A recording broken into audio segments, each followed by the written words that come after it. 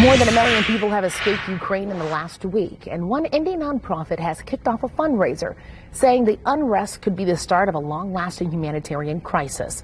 News 8's multicultural reporter Katia Winfrey has the story for us. Migros Aid estimates 130,000 immigrants live in the Indy Metroplex area, many of them refugees from a variety of countries. So they know the trauma that comes along with being pushed out of one's country due to violence. So they say this fund is a way to show action through compassion. Care is at the center of the nonprofit Migros Aid's work. I think it's going to be an overwhelming humanitarian crisis. Many of the people supported have been through a lot.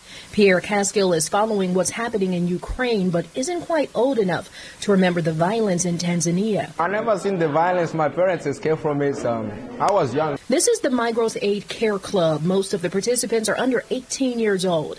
Many escaped war or were born in refugee camps. So the unrest playing out on television is just all too familiar. And it's just painful to watch that. Nick Sahadachny's parents escaped Ukraine in the 1930s, giving birth to him after years in a refugee camp. Witnessing what's happening today has been very, almost like I used to use the term vicariously traumatic for me. And it's just very heart-wrenching to see this wonderful country, a sovereign country that's being invaded so brutally. It's that trauma that's forcing Migros Aid to act, kicking off a refugee fund with the first donations coming in from the people here.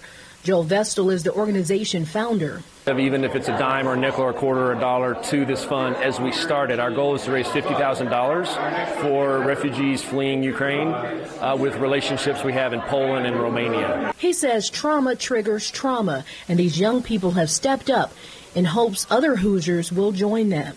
Reporting in Indianapolis, Katia Winfrey, Wish TV, wishtv.com, and follow us on Facebook.